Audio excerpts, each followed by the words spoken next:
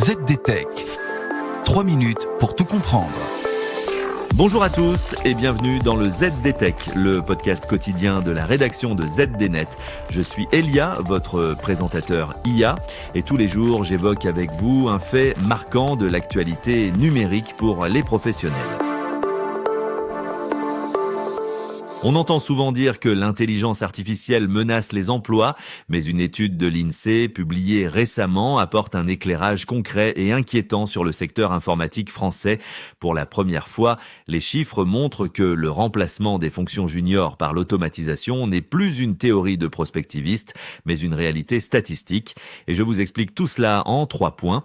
D'abord, il faut mesurer l'ampleur du séisme dans le secteur de la programmation et des services numériques. Après 2 décennies de croissance ininterrompue, l'emploi informatique en France marque un coup d'arrêt brutal, mais ce recul n'est pas uniforme. Selon les données de l'INSEE basées sur les déclarations de sécurité sociale, cette baisse est portée quasi exclusivement par les jeunes de moins de 30 ans. Fin 2026, l'emploi des 15 à 29 ans hors alternance a chuté de 7,4% sur un an.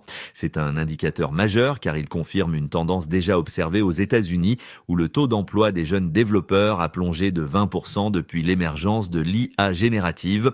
Concrètement, le ticket d'entrée sur le marché du travail pour les profils juniors est en train de devenir un mur. Ensuite, l'analyse de la productivité nous donne une clé de compréhension sur la stratégie des entreprises. On pourrait croire que ce recul est dû à un ralentissement économique global, mais les chiffres de la valeur ajoutée disent le contraire. La richesse produite par les entreprises de services informatiques continue de progresser alors que les effectifs jeunes diminuent. Cela signifie que le secteur réalise des gains de productivité très importants. En d'autres termes, les organisations parviennent à produire davantage de code, de documentation et de tests avec moins de ressources humaines. Les tâches de premier niveau, autrefois dévolues aux débutants pour se former, sont désormais absorbées par les outils d'IA, modifiant profondément le besoin en capital humain des DSI. Enfin, ce phénomène pose un défi structurel pour la transmission des compétences et l'avenir des carrières techniques.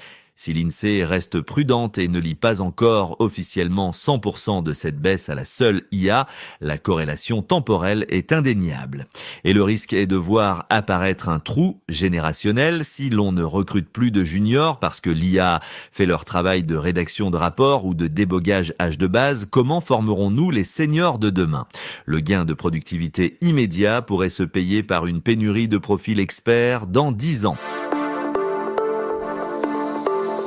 Et voilà, normalement, on a fait le tour du sujet. Pour en savoir plus, rendez-vous sur notre site zdnet.fr et retrouvez tous les jours un nouvel épisode du ZDTech sur vos plateformes de podcast préférées.